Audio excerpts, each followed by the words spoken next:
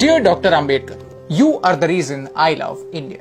Today is 6th of December. You left the world today, but your values and your work has stayed back.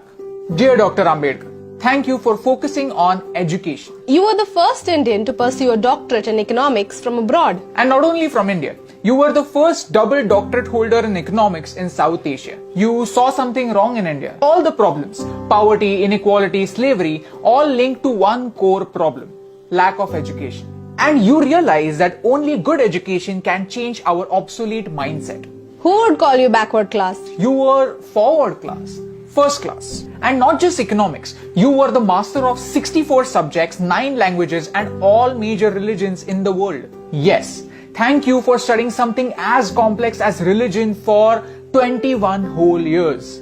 Wow. Dear Dr. Ambedkar, you fought for the freedom of your people. I mean, the people from villages. You had received world-class education from abroad after having struggled for your entire life, and yet you came back. You came back to make sure that your fellow Indians don't have to fight again. Let me tell you a small story from Mahad, a village in Maharashtra where the untouchables were denied access to clean drinking water. You arranged a peaceful satyagraha and gave the right to clean water to the people in your community.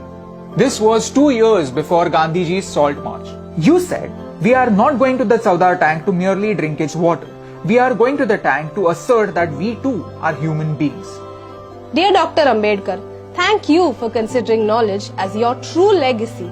Your personal library, Rajgriha, has more than 50,000 books and that remains the largest private library in the world.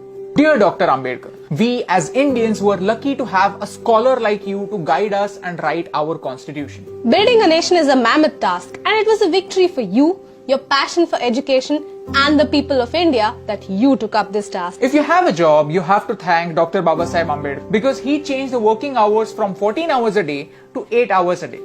Mondays would have been even more blue had it not been for Babasaheb Ambedkar. Today, on one hand, we have the social evils of casteism in the backward parts of India, and on the other, we have something like reservation, which was intended to create equality, to create equal opportunities. I feel sad that both these issues are not addressed correctly but used as vote banks by our leaders. Leaders, I don't think leaders is the right term. I don't think they are leaders, they are politicians because they play games with us. And no matter who wins, India loses. But you taught us to win. When India got its independence, we found the most capable man to guide us into building a nation. And at that time, nobody dared to question the caste of the hand that led us into the future. That was your victory. Your caste, your religion, your last name only determines how you start the game. But how you finish it depends only on you. Your pen was your weapon, your mind was your sword, and your knowledge was your shield. The Ashok Chakra in our flag, the one that adds a little bit of blue in the saffron, green and white, that's your contribution. Dr. Bhimrao Ramji Ambedkar or Baba Sahib, you're the father that made India into one giant family and you had the vision that every member of this family should have an equal right.